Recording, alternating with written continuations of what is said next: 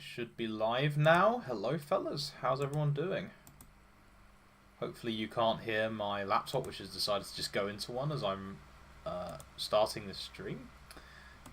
Let's see. So, only got 3 of you watching at the moment. Hopefully we'll get a few more in a moment.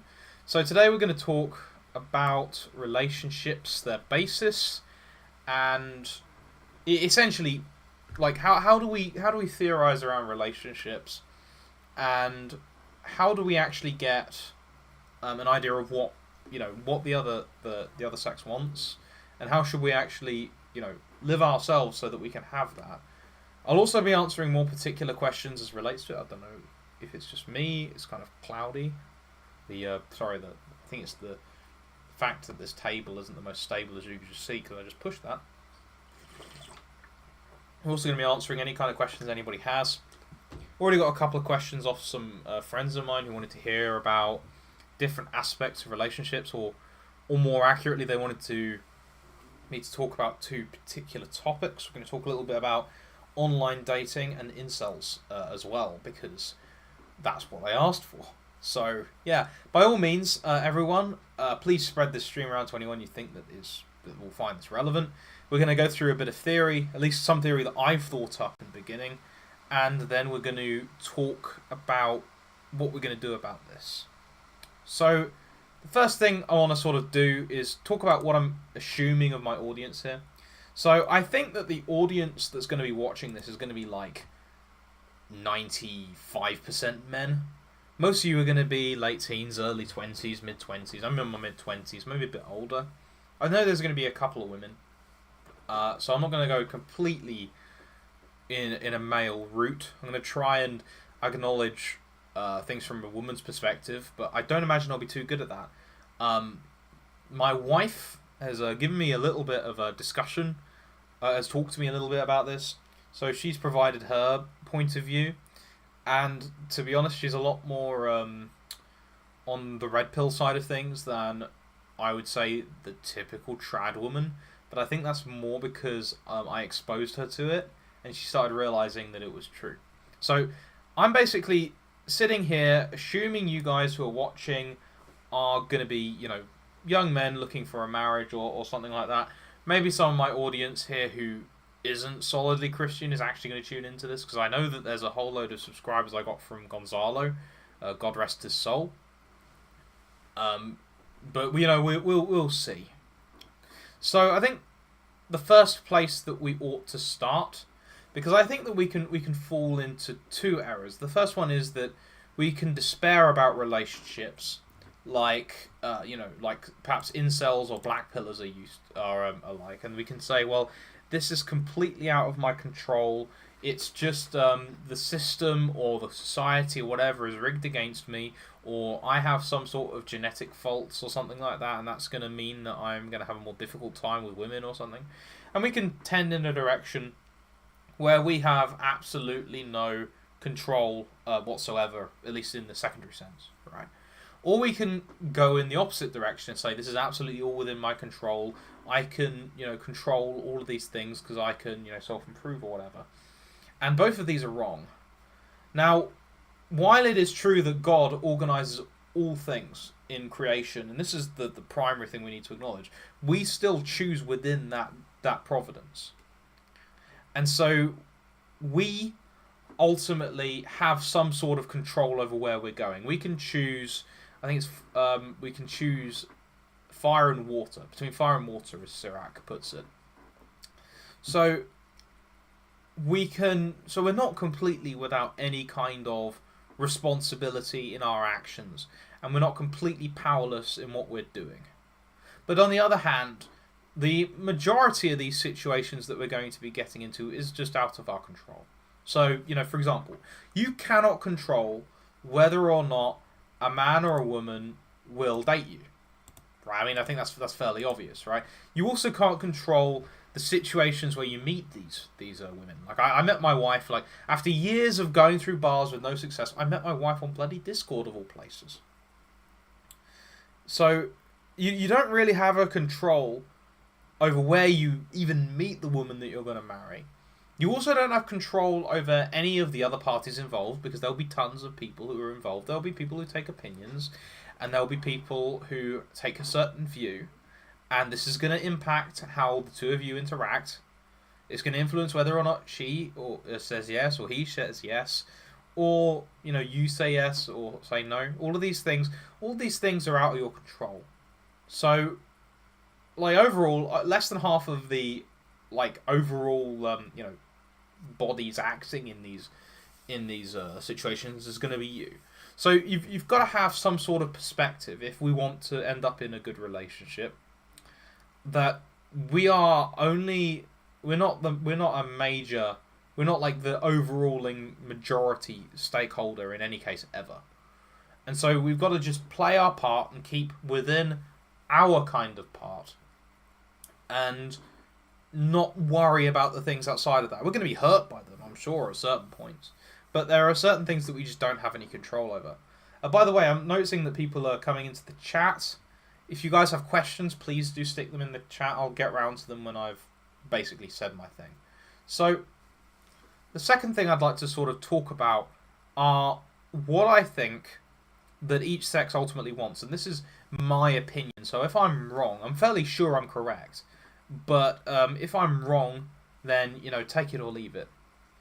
So I ultimately think that what men and women are attracted to is ultimately something that flows from what's called natural marriage. So natural marriage is the marriage that you have between a man and a woman for the sake of procreation and unity, with the father as the spiritual head. So you see this in Adam and Eve. So this kind of institution, this institution here, is ultimately where all of our desires, or at least all the desires, come from in relationships. And the structure of this relationship as exists is ultimately going to be the root of what we're attracted to. And I think we see this quite a lot in the scientific data as well, at least so far as I know it. But nobody should ever believe anything on the basis of social science data, just simply because it's unreliable. So this relationship, this natural marriage, is ultimately founded on two things. So these two things are, number one, procreation, and it's not simply creating children. I'll get onto that in a moment. And unity, so the unity of the spouses. So this means the monogamy between man and woman. Now, procreation doesn't simply mean creating a child with a woman. It means producing that child and raising them up properly as well. It's not simply a situation of, just go and just get as many women pregnant as possible. That's not what procreation means. Procreation means raising children properly, as well as, of course, the process of producing them. So we have these two things. Now, for those just out of curiosity who are curious as to why in the Old Testament there was plural marriage, the reason for this, according to the Thomist school on this particular question, there are other schools, is that the primary precept of natural marriage is the procreation, and then there's something called a secondary precept of the natural law, where you have the unitive aspect, and God simply dispensed this in the Old Covenant. Now, it's not to say that God is particularly happy with the situation. Like, if you read the prophecy of Malachi, or at least I think it might have been a textual variant in Sirach, it's obvious that God isn't especially happy with this, or at least these texts indicate that God isn't especially happy with this situation. But he still nonetheless dispenses it under the Mosaic Covenant. So that's just for the sake of people who are curious. So from this, we see that there are going to be certain things that each sex is going to be attracted to in the other as a result of this institution, and these things are going to, be basically mirrored. So a woman is going to be attracted to a man who can be a proper spiritual head in the actions of the unity and of the procreation. So I think that women tend to major a lot on the unity aspect, I mean, not insofar as it's monogamous, but they like to be unified to their partner. Or at least they certainly talk like that. But certainly, with respect to begetting children, so this is why, like a soy creature, a soy jack isn't very attractive, because a soy jack is gonna be somebody who does not have the ability to properly raise children in virtue, because he lacks it. Quite frankly, like a soy jack is defined by his inability to stick at things, and his, emotional, over emotive responses to things, right? Which indicates a complete disorder of character. And this is also why, for the women watching, that men aren't really going to care much about your career. Certainly if you behave in a certain kind of way, like a very arrogant kind of way. Maybe you think, oh, you've got a career, and so you're therefore like a highly valuable woman, and therefore you only should be going with other high value men. Like no man actually cares about that career, and if anything, a lot of men are not going to be very happy with it, because it displaces their ability to be a provider, which is also something very much at the core of men. I'm not going to say it's necessarily in the natural law, because I don't know. But ultimately, like a man is going to, at least in the state of nature, is going to desire a woman who is ultimately someone who can help him in the raising of children properly and retaining unity within the relationship. Right, so they're going to want a man who, both sides are going to want somebody who's going to remain loyal in that relationship, because if there's an absence of loyalty on the part of any party, then that marriage can ultimately just collapse. Right, at least practically speaking. It's going to impact the proper begetting of children, because children cannot be raised very effectively in an environment where mummy has a new boyfriend every 2 years or whatever.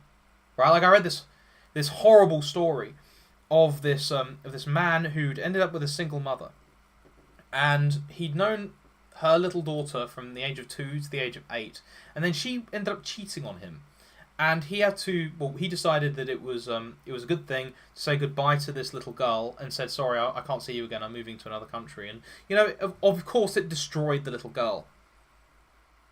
And this is ultimately, that's kind of like a natural marriage. If you're with a woman for 6 years and she's, you're not like properly sacramentally married. I'm going to assume these people are not baptized, right? Because the only valid marriages between the baptized are sacramental marriages. But you're destroying a child who's essentially viewing this man as the father, right? Because the simple production of a child in the act is like the smallest part of being a father. Like sitting there with your son and playing with him has a significant impact far beyond merely begetting the child, of course, right? Because the child can experience that, first of all, and second of all, this sort of process goes on for much longer and has a direct effect on the kid, right? This is also why there can be such a thing as a foster father as well, because the majority time spent part of the begetting has nothing to do with the act, at least in my view.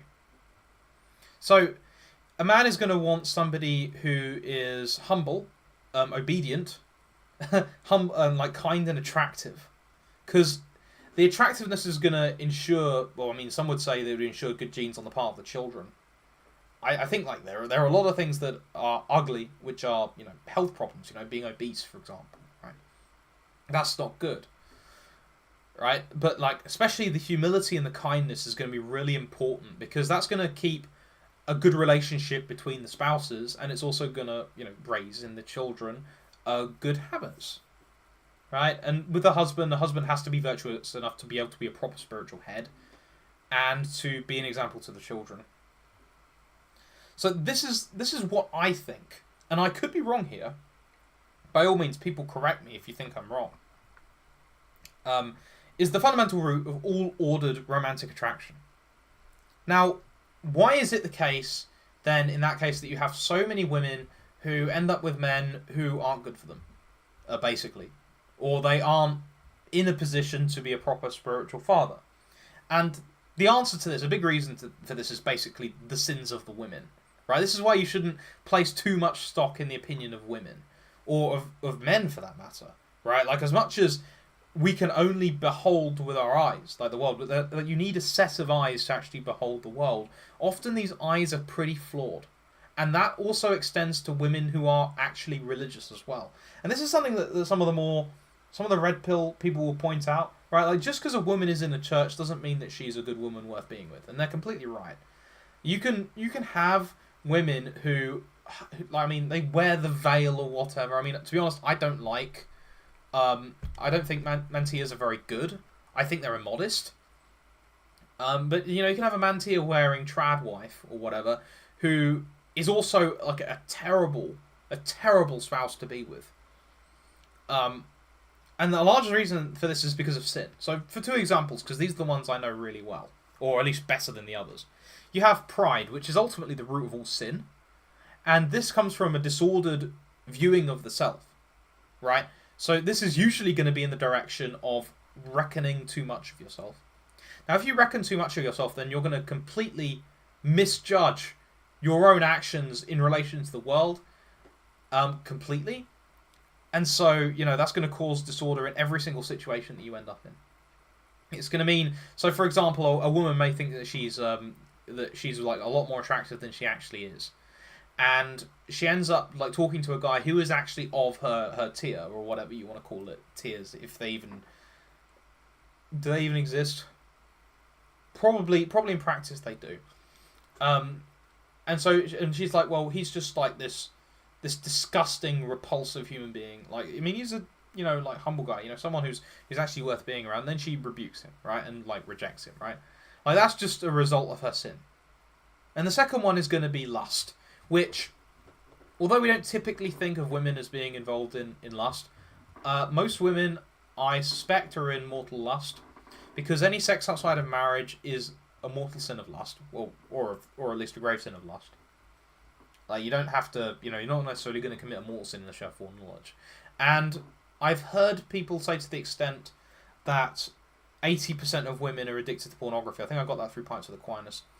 So that means that most women, and indeed most men, probably more so men, are living in a state of mortal sin when it comes to lust. And that virtue completely destroys prudence. And it also makes people depressed as well. And so that's naturally going to completely warp their judgments of the reality in front of them. And so we shouldn't really put a big emphasis on the opinions of other people for that reason, first of all. And second of all, we shouldn't place too much of an emphasis on our own opinions, because our own opinions are going to be influenced by our own vices as well. So we may think, like for example, well, I'm like a 5'3" manlet, and I'm brown, and so that means that I'm like unable to find a woman, which is obviously quite silly, because you can see like short men, like there are short men that exist, and they are married. And like some of these guys will be surrounded by women, like lots of women around them, lots of targets, and they'll just cripple themselves because they'll think, well, being short is gonna like completely cripple me and reduce my ability to meet a woman. It's like, well, yeah, sure, it might be something that like sets you at a slight disadvantage, right? But given at least what I'm saying, I think is the root of all romantic attraction, you can obviously overcome that by being a good provider. And there are women who are shorter than 5'3", right? Quite frankly, right? Like my grandmother was like 4'11" or something. Like she was like 5 foot nothing, right? And in fact, both my grandmothers are. Actually, was my other one? I can't remember. Yeah, there are, like there are plenty of women who are shorter than that, and they'll be fine. And again, of course, these sorts of women. I said 5'3", 6'3" too short, 6'3" too tall. Yeah, I mean, like listening, like also like there's this one guy in the kind of the normie conservative Catholic sphere who wrote a book on what women want, and he literally just went around asking what women want. It's like, well, no, don't do that, because these women are gonna be, they're gonna be sinners, and so they're gonna have an imperfect idea of what they actually want. I think it's a lot better to I think if we're going to judge things like this, we should probably judge it theologically, quite frankly. Because if God has revealed something in the scriptures, and we can come to conclusions about human nature about that, which of course we can. I mean, we have an entire book, the book of Proverbs, which is about this, right? Then we should trust our judgments from what God has revealed, or over what philosophers and wise men have revealed, over the opinion of any of these women, because these men are going to be trained at properly observing things. Like, what we're ultimately interested in here is not a knowledge of what people think they want. We want a knowledge of the causes of what people want, so that we can not necessarily correspond to that for that reason, but at least understand how it works. So I would not pay attention to the opinion of women, generally speaking, right? Obviously, if you've got a woman who's speaking in a philosophical way, who's reasoning around what she sees, that's one thing. It's another thing to just take the point-blank opinion of some 23-year-old woman, right? Don't necessarily listen to them. So, sin is a big reason for why our ability to properly perceive relationships is broken. And also those that we are with, right? And at the same time as well, there's going to be the effects of people sinning against others, which cause wounds, right? Like, we have daddy issues for a reason. We talk about daddy issues for a reason. There's mummy issues as well. Like, I knew of a woman who I was talking about the stream with, and she said that she thought that the reason why a lot of trad guys don't end up in relationships is because they have mummy issues, right? There's something wrong with their mum, and that completely tilts off their ability to properly judge women. And I think there could be something to that. So, like, when we're wounded, and when other people are wounding themselves and are wounded themselves, it's going to completely, like, sway in a disordered way our proper attractions. And so we actually have to kind of consider this when it comes to us as well. Because now we're going to talk about what we should do. What should we do in relation to all of this I've said. I've said all of this, I've been theory selling for like the past 20 minutes. Right? When am I going to get to a point where I'm talking about... Bloody hell, it's actually been 22 minutes. Yeah, when am I going to get to a point where I talk about, well, what do I do about it, right? So the first thing to do is to basically ignore people who are obviously living in a stone wall system, right? So, like, sometimes they can have, like, interesting points, but you're going to get a lot more wisdom out of the scriptures and the interpreters of it, the good interpreters of it. So, I mean, you can't read Cornelius for the most part, he's in Latin, right? Like, you're going to get a lot more out of Haydock, or out of a Catholic commentary on sacred scripture. Not the Jerome one, avoid the Jerome one. Than you're ever going to get, or out of a saint, than you're ever going to get out of any of these people who are living in disordered situations, quite frankly. And so, like, just tune it all out. Like, all of these people who talk about, well, like, ooh woo, like 20% of men have 80% of the women or something. Like, well, prove it, bro. Like, you're just like parroting Pareto. Where's the studies on this? And even if you can find studies, why would I listen to studies in the social sciences where they don't even understand how their own statistical methods work, right? Like there's like the right-wing kind of incel mindset, which doesn't really think like this. And then there's like the kind of normie incel, which is always like obsessed with scientific studies. It's like, no, the academy is not a trustworthy place. Why would you base your view of sexuality on institutions which are broken? And second of all, why would you take your opinions on how to get with women with people who are disordered? Like, for example, right? Actually, should I give an example, or is that uncharitable? Let me think. Well, I'll say this, right? You look at the majority of these red pill YouTubers, particularly, like, I'm thinking of two in particular, and you look at their relationships with women, and they've got really short-term disordered relationships. They don't have... Like, if they have children, they're not in an ordered family environment with these things. In fact, there's even one who says that monogamy isn't the goal, right? In those words. Which, I mean, no, it actually is. It actually is the goal. The whole purpose of the relationships that you have with women, or at least with the one who's going to be your wife, is that you produce children and that they're good. It's not so that you can like go around and, you know, frankly engorge yourself. I mean, it's like the human equivalent of going to, you know, going to an all-you-can-eat buffet and overeating. Like that's all this kind of PUA stuff really ultimately is. And it's also like even insofar as it's Catholic and traditional in theory, at the very least, it's distracting away from the evangelical counsels, in particular chastity, right? Because ultimately, what we should be aiming for is a situation where we're only having relations to produce children to worship God.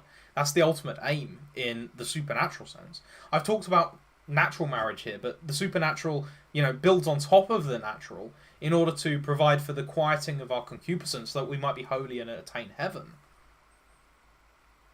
So we should just completely ignore most of these sort of, like, just ignore, like, almost all of them. In fact, ignore me. Like, ignore any of these sorts of PUA types. A lot. Like, all of these people online. Like, you can get so much better information out of a good commentary on Proverbs and Sirach than you will ever get out of me or out of anybody else online. You just go, just like, if you really want to, if you want to get really good information on how to, you know, solve and create a good relationship, right? Ignore me, go and read Proverbs and understand that Proverbs, a huge chunk of Proverbs, is just telling you about the internal causes and external results of virtues. And this is going to be universally applicable to all men and women that you meet. That's the great thing about Proverbs. I didn't realize it until I think it was Cornelius a Lapide actually explained it to me. Like, I noticed very quickly when I was first reading through it, it must have been 5 years ago now, that it was basically superior to all of the other advice I'd ever received. But then, as I read Lapide, I realized, well, that's basically the point of the book, among other things, is it will articulate the causes around moral issues. And moral issues aren't merely like, oh, whoa, my feelings hurt. It's, you know, the entire way in which a human being is oriented. It talks about how we have to be moral in order to properly interpret the world. Like, human beings have to be, I think it does anyway, I think it's in chapter 2, it talks about accepting discipline. Yeah, accepting discipline in order to receive wisdom. Like, if you are, I mean, actually, I think that might be supernatural. But in any case, I think this is true anyway. Like, improper behaviour, not acting in accordance with what a human being is supposed to be, which is what the moral law ultimately is, it's acting in accordance with what a human being is supposed to be, is going to skew who you are in a way that is going to destroy you. Right? And this can even be in very small things. Right? Like, I know a guy who was 40 kilos overweight. Very, very large man. And then he read some stuff, and he found out that Europeans, going back to the 17th century, they, like, people who were working, not working manual jobs, didn't eat breakfast. And then he got that, and he got MyFitnessPal, and he dropped like 17 kilos in about a year, and it was crazy, right? And like, little things, right, are going to really influence how your life goes. Another one. In fact, we'll actually talk about this. Like, we have to, if we want to be attractive, and we shouldn't be doing this for the sake of women, as I'll explain in a second why, we need to be virtuous and living our part as men. Of course, you've heard this a million times before, but I'm going to give you some practical ways of doing it. You don't do this for women, by the way, for the sake of women, because as we've discussed, women are sinners, and women change, and they can change in a way that is wrong. And so just to remain attractive to the same woman across years doesn't actually matter if the woman is getting worse, because that's just meaning that you're getting worse in a way that corresponds to how she feels. And that's not good. So, for example, if you've got mummy issues, I was talking about this to my wife before I did this, and I originally thought, well, if you want to learn that women are actually pretty good, often, they're not always, a lot of them are kind of annoying, if you want to know how that works, you need to go out and meet women. But no, my wife came up with this real insight. She said, no, you need to get a devotion to Mary. And of course, like now I think about it, if you're going to be devoted to Mary, the greatest woman to ever live, then you're going to see the purest manifestation of the positive traits of women that you can. And you're never going to meet a woman who's going to be like Mary. Because Mary's perfect.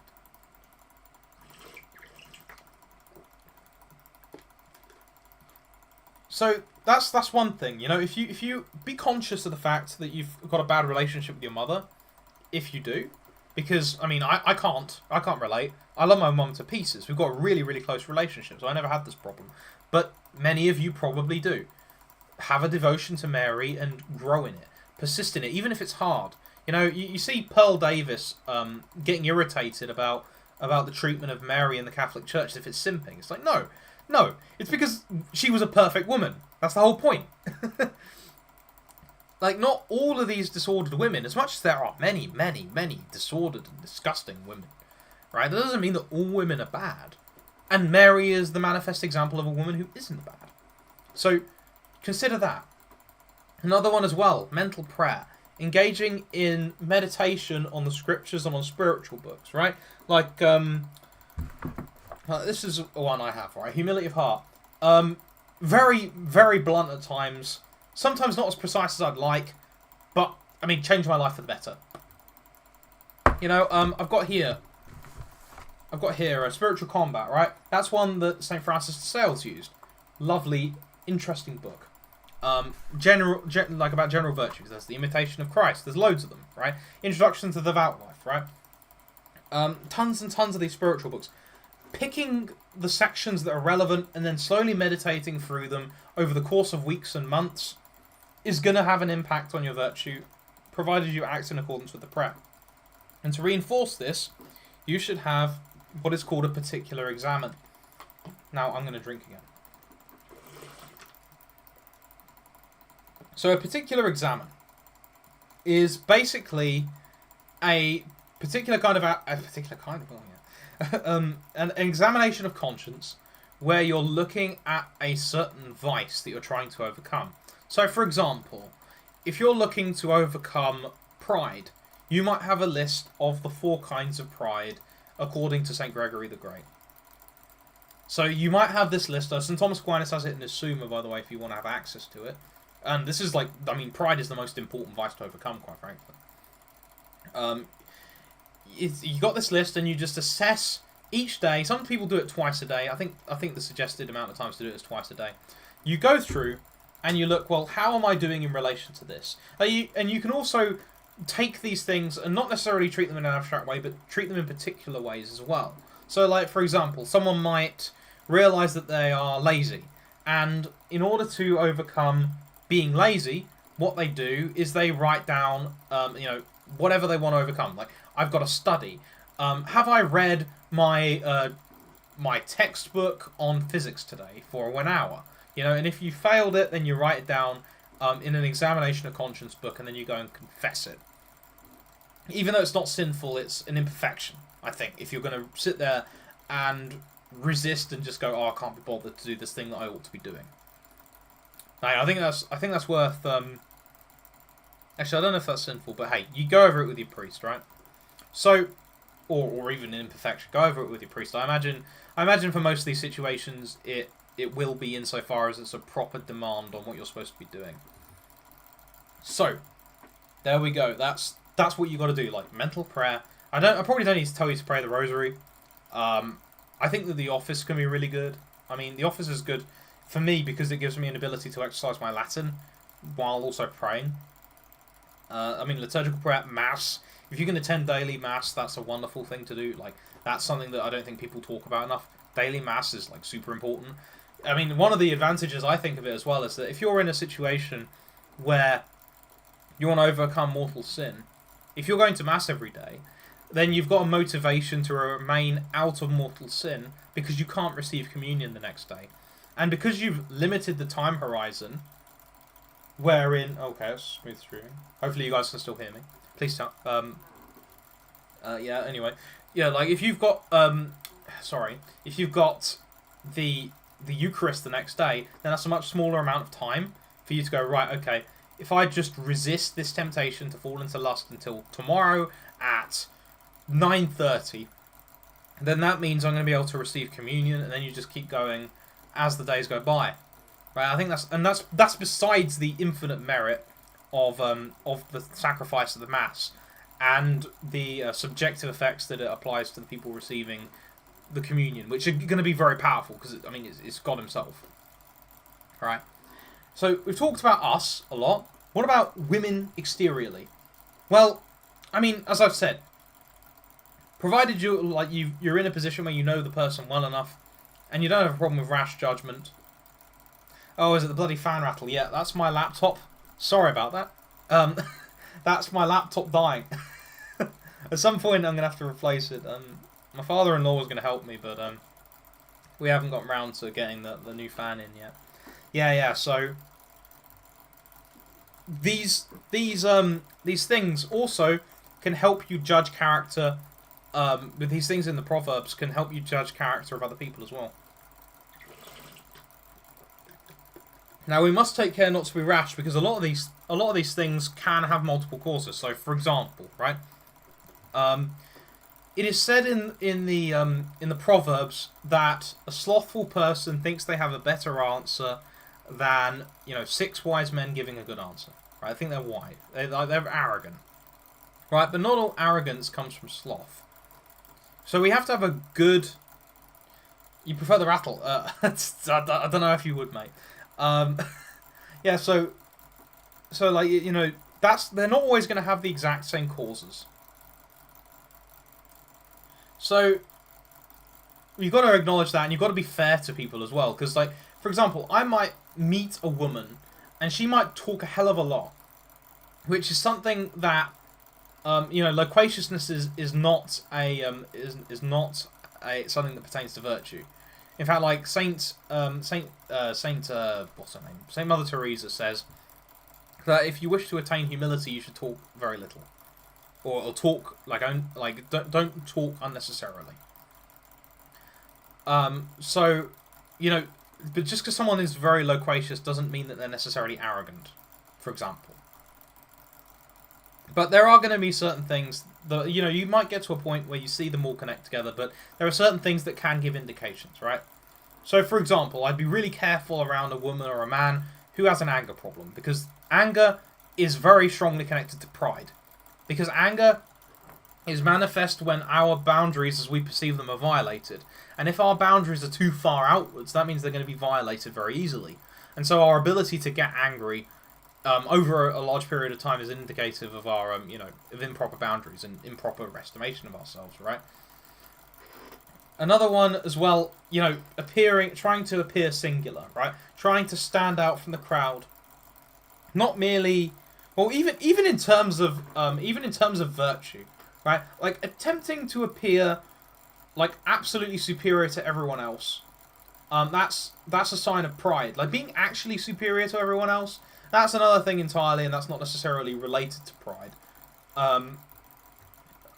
Simply having virtue isn't an indication of pride, but trying to be a show-off essentially. And you see this, I think it's peacocking, maybe that's a bit unfair, but like trying to attract attention, it's not a good sign. It's not a sign of somebody who is all there.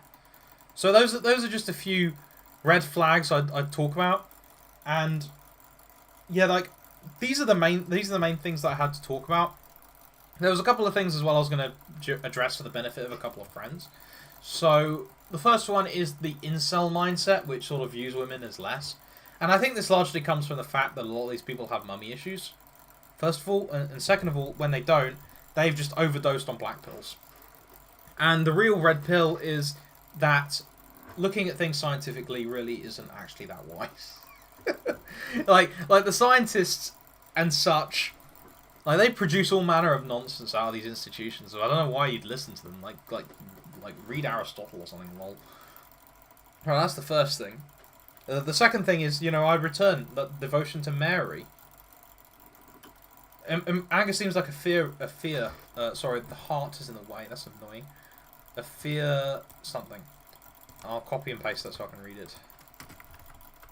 Seems like a fear of source. Yeah, they're actually linked. So, for the benefit of So Kunk has just mentioned like anger seems like a fear response. So anger and fear, according to St. Thomas, are linked by what's known as the irascible appetite, which is the angry appetite.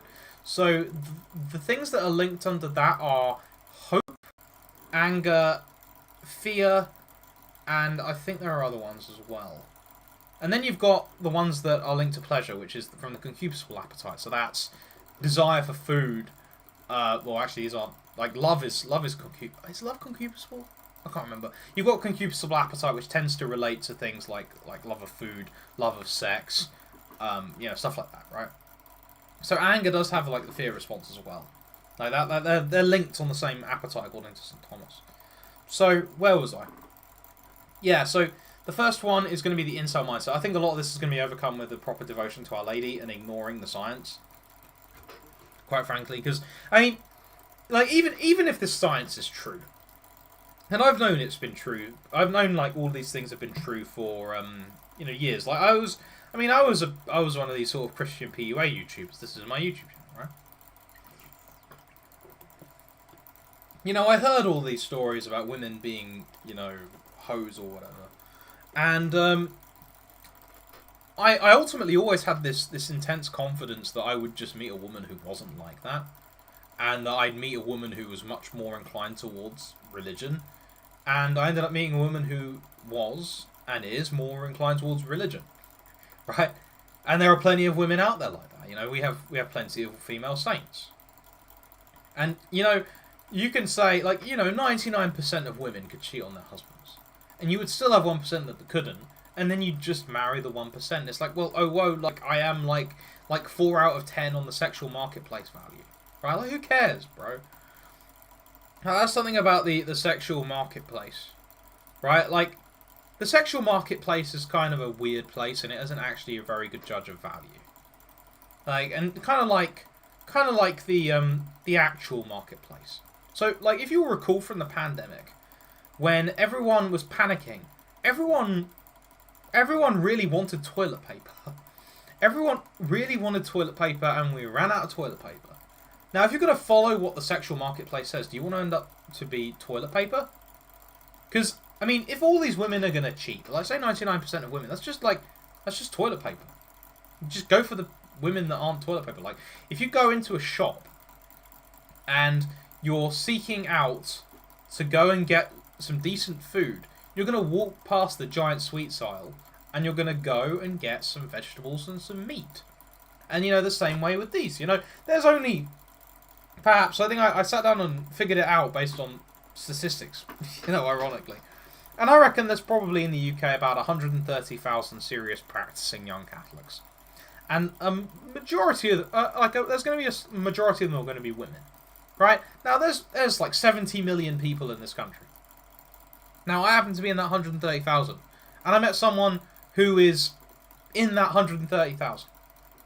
It's funny how that works. Do you think the Amish get all up in a tizzy because 50% of marriages end in divorce? Well, of course not, because they're just surrounded by other Amish people, right? And the same thing with these statistics. You can freak out because the majority of women are disgusting and degenerate. But it doesn't matter if you aren't with those women. And that's basically the key to the incel problem. The incel problem is realizing that these statistics ultimately don't matter. You only need to get it right once. And you don't even have to associate with the people that are the problem. It's like saying... It's like how Britain has the second highest rate of use of cocaine in the world, I've heard. I don't think I've even seen cocaine in my life.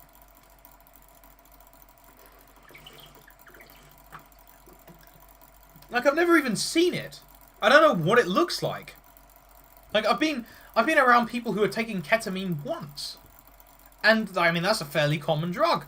The only thing I can say I've had any kind of, serious, serious experience with, over extended periods of time, are going to be cigarettes. Right? And I wasn't some sort of, Baptist from, the most pure household on the planet. No. So just, date someone who isn't a whore. Lol. I mean, it's well, I can't. It's yes, you can. I did. I married a decent woman, while like really not in the best state of my life, and yet I did it. What makes you so different? Oh, you're white. Oh, oh, you're like you're Chad or something. It's like, do you think I really am? I'm probably on the spectrum. I'm probably on the spectrum. I've got weird political views and I've got a weird sense of humour, and yet I ended up married. Chill.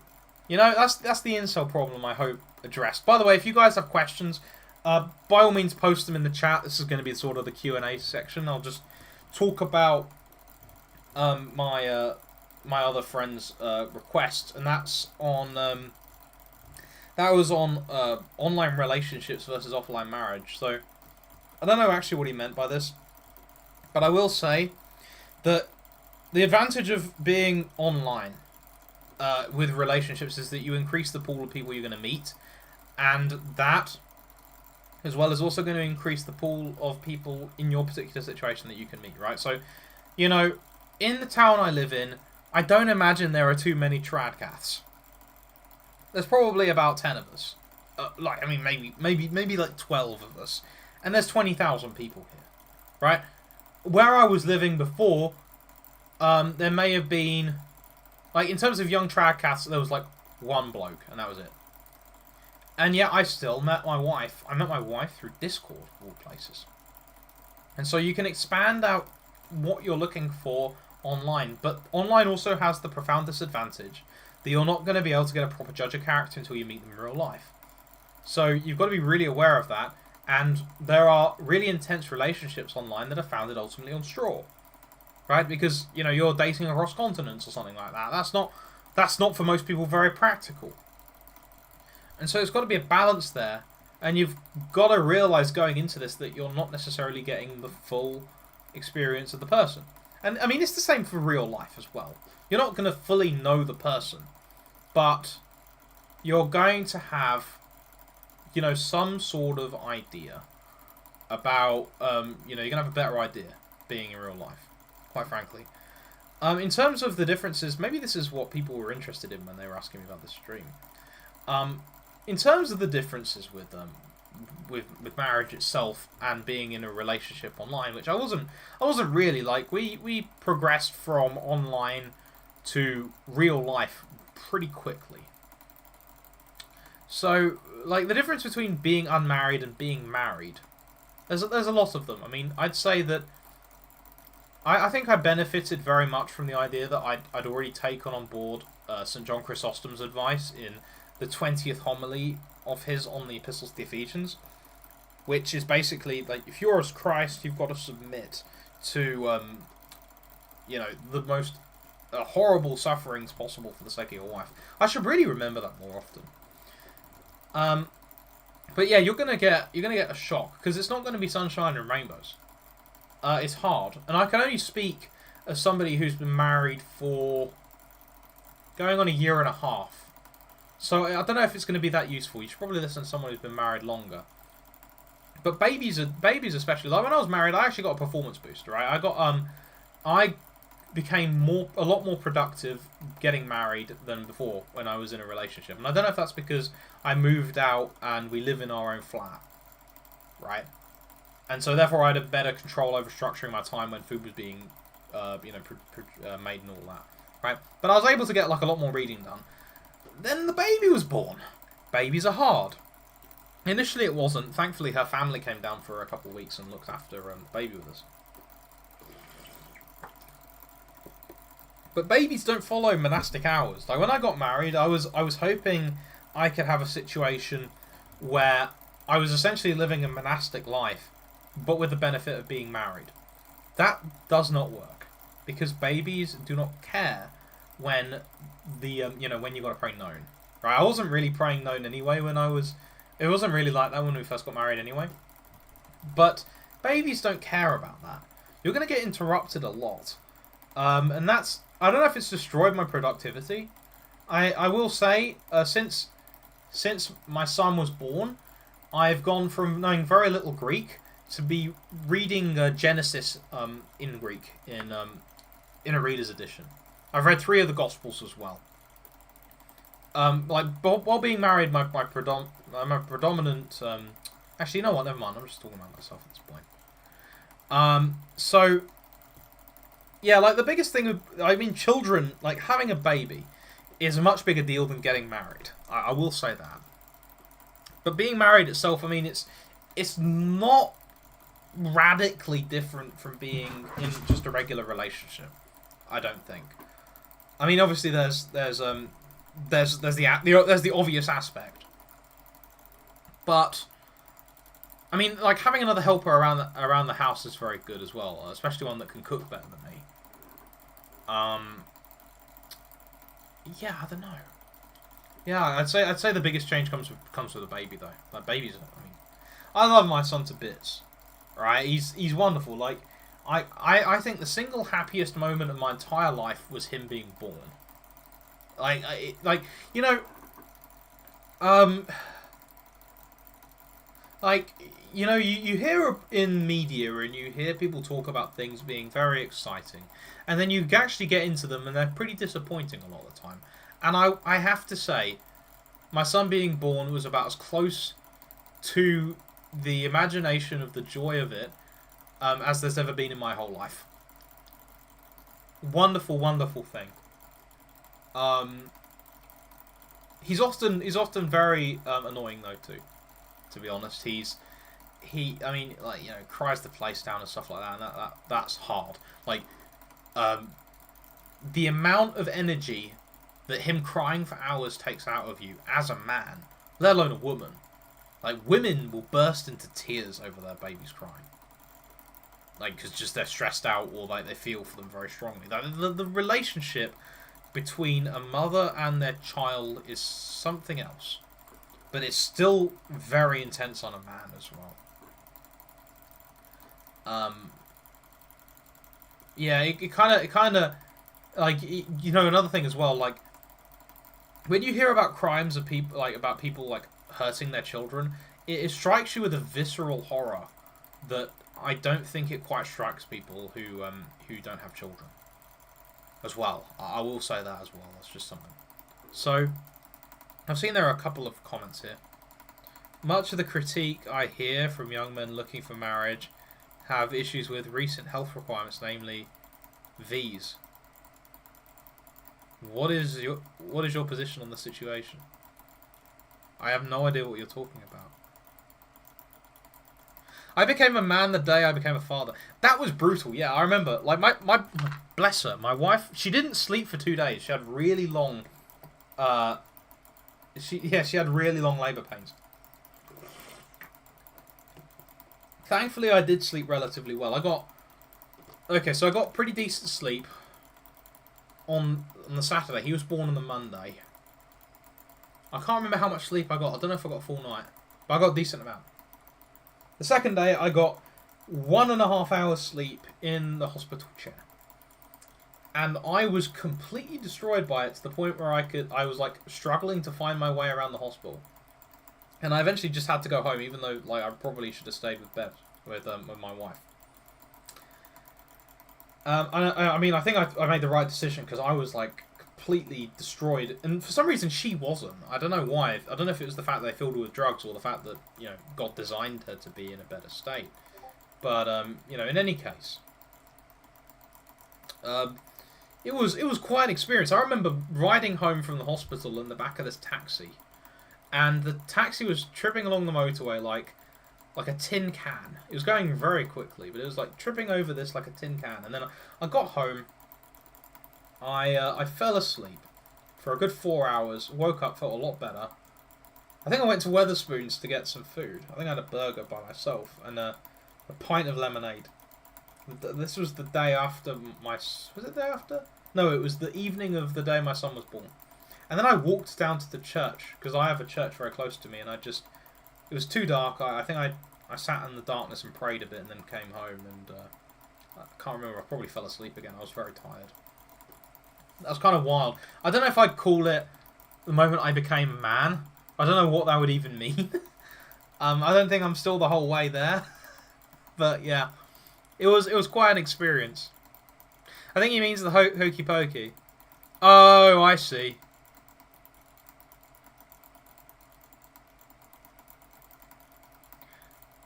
Oh, I see. I see. Venereal diseases. Okay. Um. Well, I mean, like that's the thing. Avoid women with a body count, and I don't think. To be honest, like, I don't know how most women actually approach the question. To be honest, I don't know if they try and hide it or if they're very open about it. But like, just try and marry a virgin. I mean, that's something, like a good wife is a gift from the Lord ultimately, right? Like, how do you infallibly? Oh, vaccines. Oh, the vaccines. Oh yeah, yeah. That's actually a fair point. Yeah, I don't know. Just find a woman. I mean, surely a woman would probably tell you if she's on vax. What are your thoughts on the YouTuber Jay Dyer? I think he's ridiculous. Quite frankly, I think that we would be served a lot better by not debating and by reading. I think his view on like the real distinction between the essences and energies is ridiculous. I think that Orthodoxy doesn't actually have a good solution to any kind of magisterial problems at all. I mean, I think Orthodoxy. Like, I used to like Orthodoxy, right? My family has had some very close interactions with the Orthodox, and this is before all of this YouTube stuff, right? Like when I was a kid, I would go to my grandpa's house, and he had a gigantic icon of Seraphim of Sarov.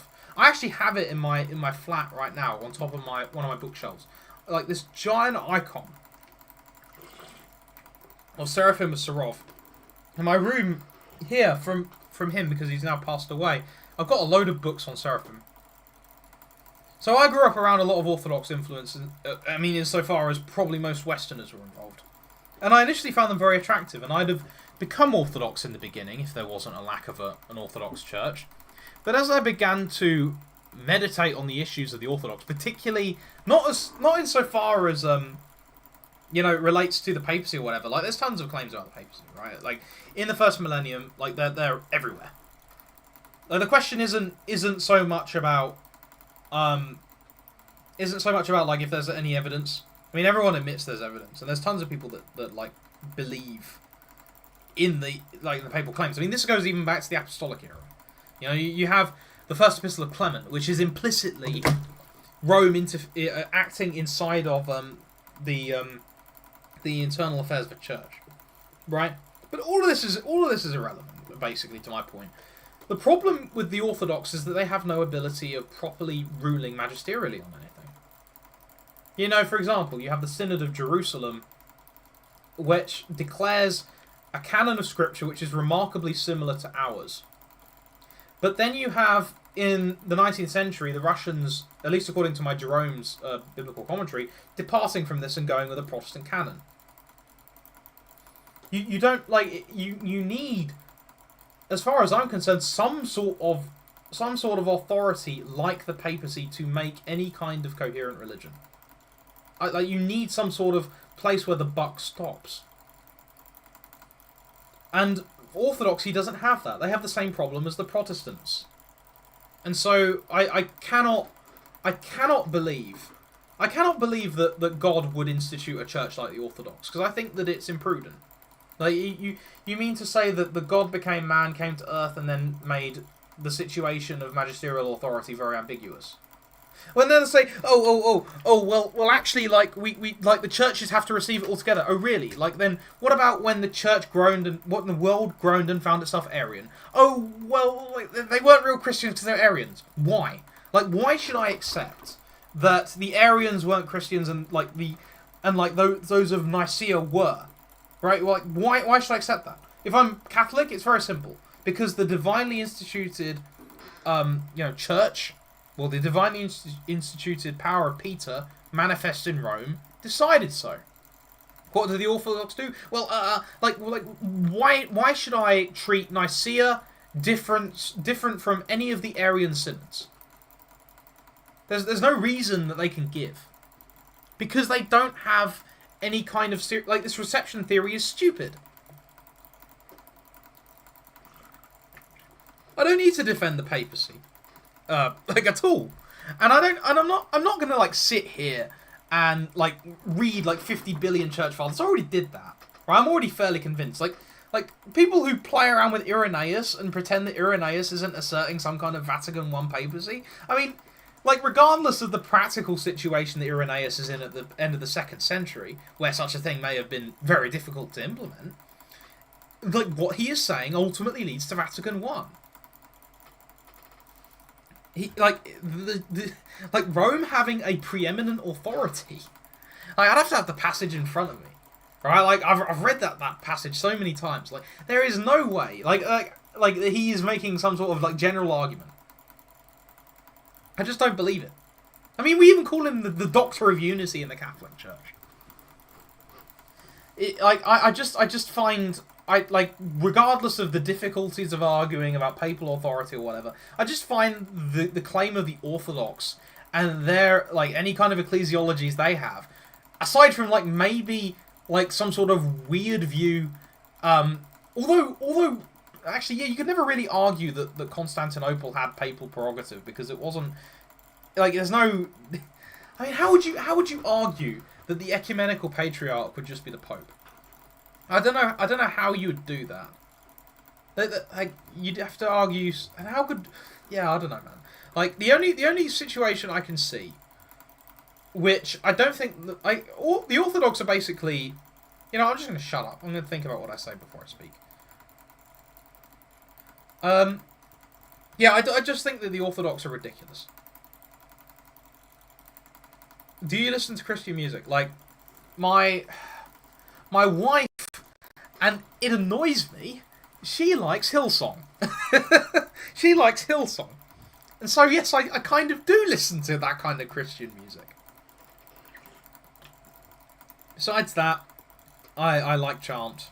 I like chant. I'll say that. Yeah, I like a lot of chant. I mean, you can watch a lot of my videos over the years. I've used chant a lot. May you all be blessed. Thanks for your presence. It's needed. No problem. Does anyone else have any other questions? I think I might bring the stream to a close. I've got to get up for an early mass tomorrow. I will take that. I will give you guys like another 20 seconds. I'm going to check my Discord, see if anyone's said anything. Before I do. You listen to Christian music against your will.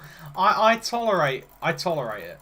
I think, I mean, when it comes to this kind of like, I mean, when I'm hearing Christian music, maybe it's because I'm listening to people I've been around at church. When I hear Christian music, I think of Hillsong just in that particular way. I personally don't like it. But I personally don't like a lot of the charismatic stuff generally, because I think that it's too emotion focused. And emotions, by their nature, are really changeable. And so, like, having your devotion, or what you think is devotion, resting in the emotions, is a recipe for, like, really serious spiritual problems. Because if you just lose the feelings, then how are you going to remain rooted in Christ? I don't like that kind of spirituality. I think it can like lead people in the wrong directions. Listen to the band Red, pretty good Christian rock. I don't know if I will. I mean, like, my music taste is I like chant. I also really like metal music. Like my wife comes from a very charismatic background, and so when I play Slayer, or I play, I mean, even Sabaton, right, to my son, like I had a period where I was rocking Elisha to sleep, my son, to Metallica. So I put on the I've got my Alexa back there that my mum gave us. And I'll go like, Alexa, play Wherever I May Roam by Metallica, and I'll be like sat there, like. There you go. I wondered if it might say that, or I'd play. I almost put on copyrighted music on the stream. Yeah, so like, and he'll go to sleep. To it. It's kind of crazy. You know, you could put on all manner of these different metal bands, and he'd go to sleep in like 10 minutes with me rocking him to sleep. It's crazy. At least at the moment. Right? She thinks it's evil. I mean, she's like, I think it's like, it sounds evil. It's like, no, it's, I mean, there's some of it's a bit weird, right? Like Slayer has like actually blasphemous covers, at least in one case. Yeah. Some people at my new job listen to Christian music. Oh yeah. I got someone at work who like blares. Like I was in the office at one point, and this person was blaring Christian pop through her headphones so loudly I could hear it across the room, which is kind of uncommon for the UK actually, because most white people aren't that religious. I don't know. I find it kind of distracting. Although to be honest, I did blare some Sabaton planning this stream, which is something I haven't done in a while. Christian music isn't that good in my opinion because it's unrelatable. It's so hard to tap into emotionally. I mean, it's, I don't know. I just think. I mean, like it's like a lot of the sort of the normie Christian kind of complex. Maybe it's probably, it could be something to do with my own spiritual problems, but I just think they're too smiley. They're too happy. You know, it's kind of like, I think it's the kind of thing that I don't know if you've seen the video for, I mean, I don't know if this one isn't blasphemous or anything. Like, if you've ever seen the video for Soundgarden's Black Hole Sun. Black Hole Sun. Actually, don't watch that, there's nudity in it. But, you know, they're sort of rebelling against the kind of smiley, evangelical complex. I don't find that very relatable. I find much more relatable, like, frankly, Space Marines. I remember when I was at school just before I converted to Christianity. I was studying the 16th and 17th century quite heavily for my A-levels, and I absolutely loved it. I found it really interesting, and I kind of have in my mind like the image of like a Landsknecht or something like that. It's kind of a geeky thing to admit to, but like that kind of period of like, I mean, like some of the stuff that they say. I mean, like there'll be commentaries from like Lapiday or something where just randomly my friend has told me anyway. He randomly just like starts debunking Luther just in the middle of a biblical commentary. I kind of love it. I kind of love it when he does that, because he goes like, this is a good argument against the Jews or something, just at like different points of the scripture. You'd never see that nowadays. Like, everyone has to be too smiley and too like it's just too smiley, man. It's like, I'd rather like be crushing my enemies like than listening to like, oh well, actually you got to be nice and winsome and smiley, and if you're not, you're like, I don't know. I don't know about tapping it into emotionally, but yeah, it certainly isn't my cup of tea. So I think that with that, I'll end the stream. Thanks a lot, everyone, for tuning in. I hope it's been useful to some of you at least. And if you have any questions, of course, stick them in the comments, and I'll get around to them. Take care.